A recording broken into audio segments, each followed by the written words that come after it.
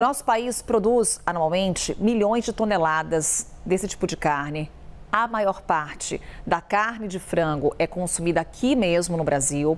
Temos aqui, com o Pedro Durante, a gente vai detalhar esses números. Já na tela, os números relacionados à produção da carne de frango brasileira. Temos, portanto, aí maiores produtores. Estado do Paraná, liderando esse ranking, Santa Catarina e também Rio Grande do Sul. Ou seja, a região sul tem, de fato, o domínio de produção da carne de frango no país. E a gente tem aí o tamanho total da produção no Brasil, 14 milhões de toneladas, quase 15 milhões, Pedro Duran.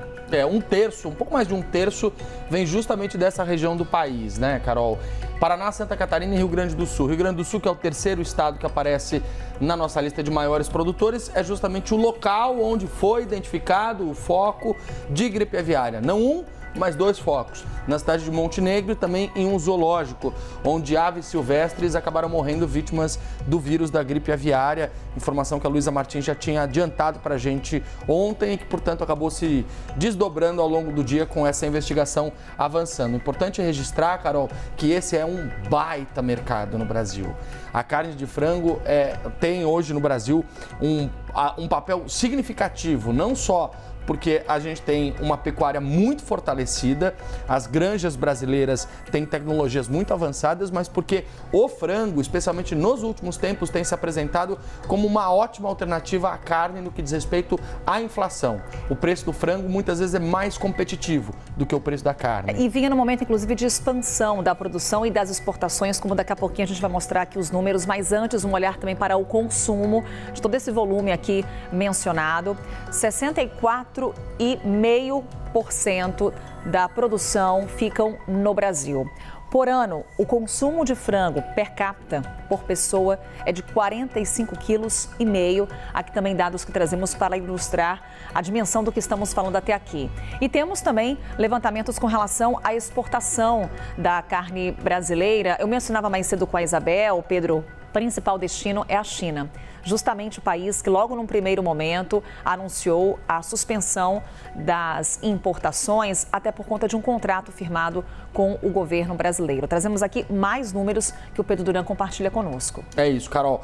Antes, para trazer um dado para deixar tangível para as pessoas, 45,5 quilos de carne de frango por ano. O que isso significa? 124 gramas de carne de frango por dia. Então, a gente está falando de uma porção significativa para que, de fato, a gente tenha um olhar para esse item que é tão importante para a mesa do brasileiro, né? Essa porção média. China, nosso maior comprador de carne de frango, com 1 bilhão 288 milhões de dólares nos primeiros meses de 2025.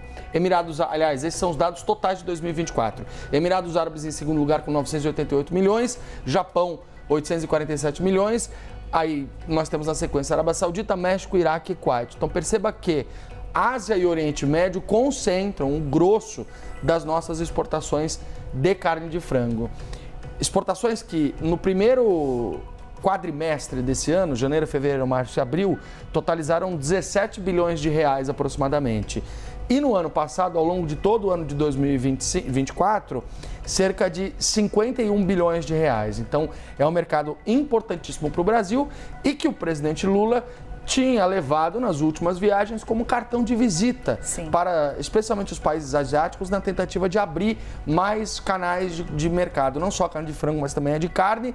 Mas a lógica é, se vocês já compram o nosso frango, já gostam do nosso frango, ele já tem uma qualidade sanitária boa, por que não experimentar a nossa carne bovina também?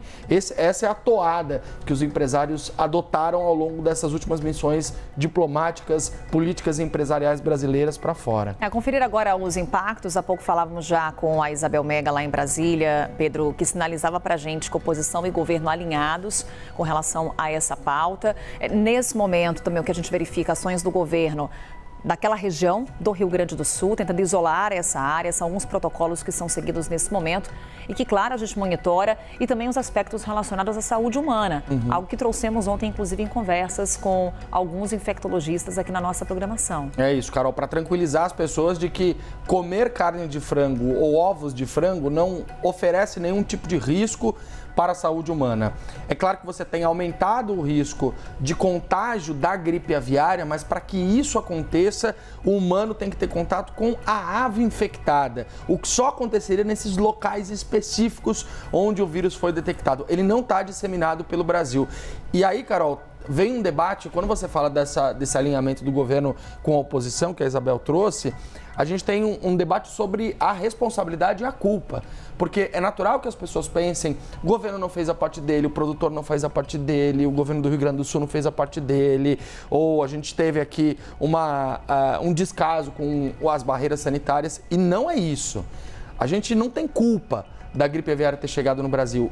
Todos os especialistas com quem eu conversei já previam que isso aconteceria mais cedo ou mais tarde. E alguns dizem até que demorou para a gripe aviária chegar no Brasil, porque o mundo inteiro está em alerta sobre a gripe aviária, já havia focos em vários outros países, portanto agora o que vai dizer da nossa capacidade ou não é a resposta a essa notificação, Carol.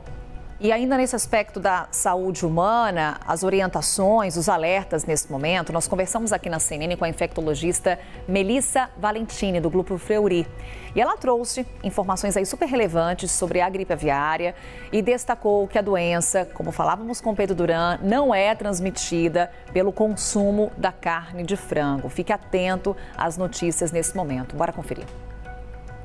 Através da forma oral, ou seja, de alimentação. Ele é através de secreção, é com gripe mesmo, né? É uma gripe, é um vírus da gripe, só que ele é diferente dos vírus que habitualmente infectam o ser humano, e o contato precisa de secreção respiratória, né? Como você mesmo já tinha colocado. Precisa de ter o contato com o animal gripado, porque o animal também gripa. Essas aves, elas estão morrendo de gripe. É uma forma grave de gripe nessas aves. Então, contato frequente com essas aves, um contato prolongado ou com secreções produzidas por esses animais. Então, não é comendo, é através do contato respiratório, como todos os vírus respiratórios de influenza, por exemplo, que a gente precisa de contato próximo. Todos os aspectos relacionados à gripe aviária vamos trazer aqui durante a nossa programação da CNN Brasil. Daqui a pouco falamos mais sobre esse assunto.